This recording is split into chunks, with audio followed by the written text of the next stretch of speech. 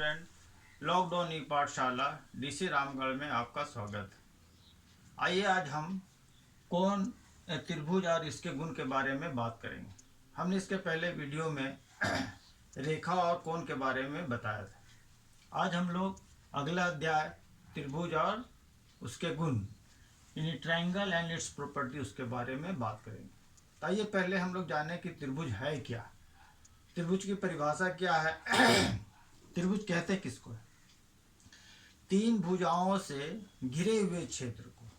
एक क्षेत्र है जो घिरा होना चाहिए, उसमें तीन भुजा होनी चाहिए, उसे हम लोग त्रिभुज कहते हैं। जैसे मान लीजिए कि ऐसा ऐसा और फिर ऐसा, तो देखिए एक भुजा, दो भुजा और तीन भुजा, और तीनों मिलकर एक क्षेत्र को घेर लिया। लेकिन अगर आप ऐसा लेते हैं, ऐसे एक भुजा, दो भुजा, तीन भुजा, तो ये क्षेत्र घिरा हुआ नहीं है, तो त्रिभुज नहीं होता है। आप ऐसा लेते हैं, एक भुजा, दो भुजा, तीन भुजा, चार भुजा, तो ये त्रिभुज नहीं होता है।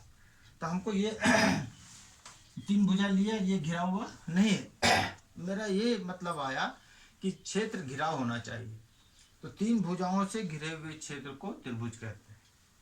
अब आइए हम लोग इसको आगे और समझने का कोशिश करते हैं। जैसे कि आप लिखे हैं त्रिभुज, हिंदी शब्द में त्रि के मतलब तीन, भुज माने भुजा, साइड्स, यानी तीन साइड्स होना चाहिए। और अगर इसको इंग्लिश शब्द पर ध्यान दे तो त्रिभुज का इंग्लिश होता है ट्राइंगल। ट्राई जिसका अर्थ होता है तीन, एंगल माने कोण, यानी जब एक त्रिभुज बनाते हैं तो उसमें तीन भुजाएं भी होती हैं और तीन कोण भी होते हैं। तो अगर देखा जाए तो एक त्रिभुज में कितने भाग हैं, तो एक त्रिभुज में कुल कितने भाग होंगे? तीन भाग होंगे। तीन कौन कौन भाग होंगे? तो पहले आप ऐसा एक त्रिभुज बना लीजिए। अब त्रिभुज में देखिए ये रेखाखंड और ये रेखाखंड इस बिंदु पर मिल रहा है, इसका नाम दे दिए P। इस बिंदु पर ई मिल रहा है Q, इस बिंदु पर R। इसके तीन भाग कौन कौन हो गए?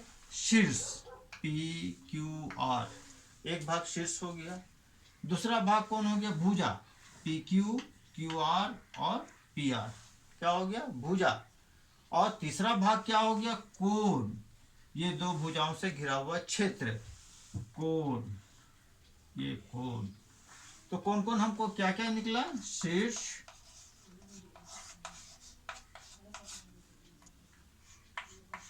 क्या निकला? कोण, और तीसरा क्या हुआ? भुजा। तो एक त्रिभुज में कितने भाग हुए? तीन। शीर्ष, यहाँ पर शीर्ष कौन है? P है, Q है, R है। कौन कौन है? तो R P Q, P Q R और P R Q। अब भुजा कौन है? तो P Q Q R और P R।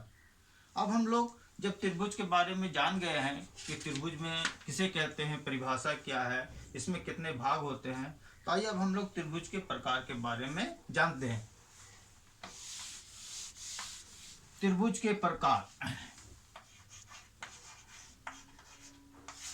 त्रिभुज के प्रकार अर्थात त्रिभुज कितने प्रकार के हो सकते हैं।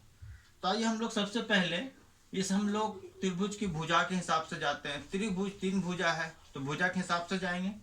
तो ऐसा अगर आप एक त्रिभुज बना रहे हैं, ऐसा बना रहे हैं, और अब ये तीन भुजा है, तीनों भुजाएं की लंबाई को आप माप कर रहे हैं, तो अब देखिएगा कि तीनों भुजा की लंबाई जो है, ये भुजा इस भुजा के बराबर और ये भुजा इस भुजा के बराबर। अर्थात अगर ये 3 सेंटीमीटर है तो ये भी 3 सेंटीमीटर होगा, ये भी 3 सेंटीमीटर होगा। ये 5 सेंटीमीटर है तो ये भी 5 होगा, ये भी 5 होगा। इन तीनों भुजाओं की लंबाई बराबर होगी। तो इस तरह के त्रिभुज को हम लोग बोलते हैं समबाहु त्रिभुज। ठीक है।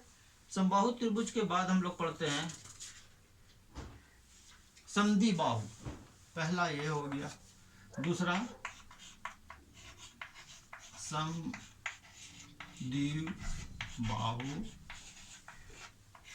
ये त्रिभुज का चिन्ह है, त्रिभुज। ठीक है। अब देखिए समबाहु त्रिभुज का इंग्लिश शब्द होता है इक्विलेटरल ट्रायंगल, इक्विलेटरल यानी सब भुजाएं बराबर। संधि बाहु, इसमें आप ध्यान दीजिएगा, ये और फिर ऐसा। इसमें आपको लगता होगा कि ये दोनों तो बराबर दिख रहा है, लेकिन ये वाला जो तीसरा वाला है वो दोनों से छोटा है। अर्थात यदि किसी त्रिभुज में दो भुजाएं बराबर हों और तीसरी भुजा का माप वो दोनों से अलग हो, तो उस तरह के त्रिभुज को हम लोग समद्विबाहु कहते हैं। सम माने बराबर, द्वि माने दो, बाहु माने भुजा। ऐसा त्रिभुज जिसकी दो भुजाएं बराबर हों। ठीक, इसको इंग्लिश में हम लोग बोलते हैं आइसोसेलेस ट्रायंगल। ठीक है, आइए तीसरा प्रकार हम लोग जाने, विषम बाहु त्रिभुज।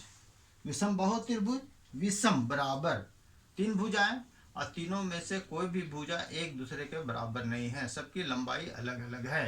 अर्थात आप अगर ऐसे ले लिए, ऐसे ले लिए और ऐसे ले लिए, ये भुजा, या मान लीजिए इसको ऐसे ले लिए और इसको लीजिए ऐसे ले लिए, तो ये सबसे बड़ी, उससे छोटी, सबसे छोटी, तो तीनों भुजाओं की लंबाई अलग अलग है, अर्थात कोई भी एक दूसरे के बराबर नहीं है। इसको हम लोग बोलेंगे विषम बाहु त्रिभुज, यानी इसको हम लोग बोलते हैं स्केलिन ट्रायंगल। तो हम लोग देखें कि भुजा के हिसाब से त्रिभुज को बांटा जाए तो त्रिभुज तीन प्रकार के होते हैं। कौन कौन? समबाहु जिसकी तीनों भुजाएं बराबर, संधि बाहु जिसकी दो भुजाएं बराबर, और विषम बाहु जिसकी सब भुजाएं अलग अलग है, कोई भी एक दूसरे के बराबर नहीं होती है।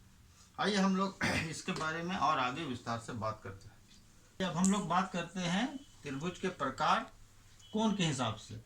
ट्रायंगल, तीन एंगल, तो कोण के हिसाब से। एक चीज याद रखिएगा, किसी भी त्रिभुज में अभी जैसा पहला बताया तीन कोण होता है और कोण को हम लोग मापते हैं डिग्री में, तो किसी भी त्रिभुज में तीनों कोण का योग 180 डिग्री होता है, न उससे कम न उससे ज्यादा। तो जब तीनों कोण का योग 180 डिग्री होता है तो ये तीनों कोण अलग अलग होंगे सब।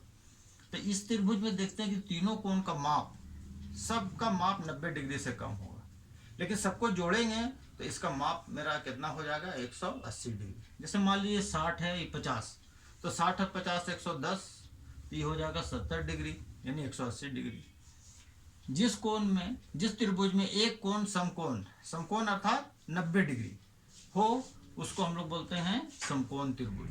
और याद रखिएगा कि किसी भी त्रिभुज में समकोण एक से अधिक हो नहीं सकता है, तो त्रिभुज का निर्माण नहीं होगा।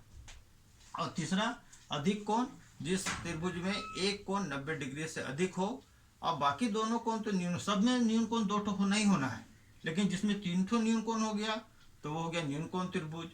जिसमें एक समकोण दो न्यून कोण है तो समकोण त्रिभुज, और इसमें एक अधिक कोण है बाकी दोनों न्यून कोण रहेगा, तो ये हो जाएगा अधिक कोण त्रिभुज। इस तरह त्रिभुज के तीन प्रकार होते हैं।